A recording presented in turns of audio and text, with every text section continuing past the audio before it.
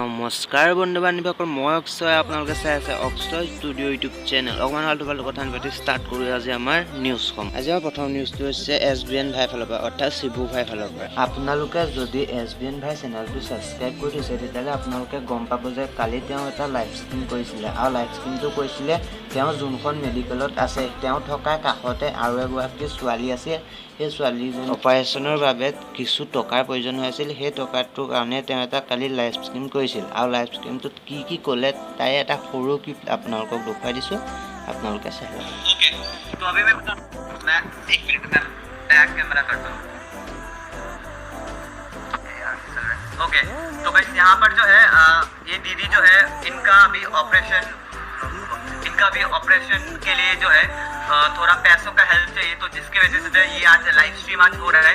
तो ये वाला लाइव स्ट्रीम आज इसलिए मैं कर रहा हूँ कि ताकि आप लोगों में से जितना भी लोग हो, मतलब जितना भी पॉसिबल हो पाए आप लोग हेल्प कर। अच्छा आंटी বলছিলাম কোন পাটা ড্যামেজ হয়েছে?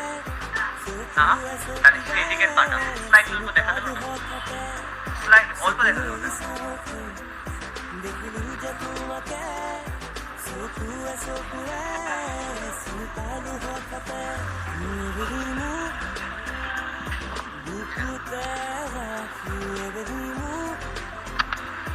SBN ভাই লাইভ ষ্ট্ৰীমটো কৰিছিল 20 আগষ্ট তাৰিখে, আৰু 21 আগষ্ট তাৰিখে তেওঁ নিজৰ ইনষ্টাগ্ৰাম হেণ্ডেলত দুটামান ষ্টৰি শ্বেয়াৰ কৰিছিল, আৰু প্ৰথম ষ্টৰিটো এখন ফটো শ্বেয়াৰ কৰিছিল।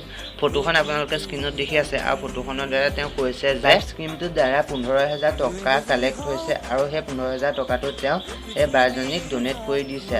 আৰু তাৰ পাছতে তেওঁ নিজৰ ইনষ্টাগ্ৰাম হেণ্ডেলত আৰু দুটা ষ্টৰি শ্বেয়াৰ কৰিছিল। ষ্টৰি দুটাৰ দ্বাৰা তেওঁ কৈছে যে লাইভ ষ্ট্ৰীমটো কিমান টাইমলৈকে থাকিব, আৰু লগতে আপোনালোক সকলোকে তেওঁ ধন্যবাদ দিছে লাইভ ষ্ট্ৰীমটোৰ দ্বাৰা ছোৱালীজনীক সহায় কৰাৰ বাবে। আৰু তেওঁনো কি ক'লে ষ্টৰিটোৰ দ্বাৰা আমি চাই লওঁ আহক। तो गाइज अभी तक जो है 15,000 रुपये का हम लोगों ने डोनेशन कलेक्ट कर लिया था, एंड वो हमने उनको दे भी दिया। एंड अभी भी लोग 10 रुपये 50 रुपये 100 रुपये कर करके भेज रहे। तो यूट्यूब पे जो मेरा जो लाइव स्ट्रीम जो है वो कम से कम शाम तक तो रहेगा, 6 बजे तक आज रहेगा। तो वो वीडियो जब तक रहेगा, जब तक जितना भी कलेक्ट होता है वो फिर से उठा के उनको दे देंगे। আগবাঢ়িছোঁ নেক্সট নিউজটো ফালে। আজি আমাৰ নেক্সট নিউজটো আছে লক্ষ্যজিৎ দত্ত আৰু ৰাজদীপ কলিতাৰ ওপৰত। তেওঁলোক দুজন ধেমাজিৰ যুৱক হয়, আৰু তেওঁলোক ধেমাজিৰ পৰা কেদাৰনাথলৈ চাইকেল লৈ যাত্ৰা আৰম্ভ কৰি দিছে। মইতো ভাই এই নিউজটো পাই নিজকে বহুত প্ৰাউড ফিল কৰিছোঁ, কাৰণ অসমৰ দুজন যুৱকে ধেমাজিৰ পৰা কেদাৰনাথলৈ চাইকেল লৈ যাত্ৰা আৰম্ভ কৰি দিছে। কিছুমানেতো বাইক লৈ যাবলৈ ভয় কৰে, আৰু তেওঁলোকেতো চাইকেল লৈ যাত্ৰা আৰম্ভ কৰিছে। মোৰ ফালৰ পৰা লক্ষ্যজিৎ দত্ত আৰু ৰাজদীপ কলিতালৈ শুভেচ্ছা জ্ঞাপন কৰিলেও যাতে তেওঁলোকে দায়িত্ব ভালে ভালে সম্পূৰ্ণ কৰে। তেওঁলোকৰ ইউটিউব চেনেলৰ লিংকসমূহ ডিছক্ৰিপশ্যনত দিয়া আছে, আপোনালোকে গৈ চাব পাৰে।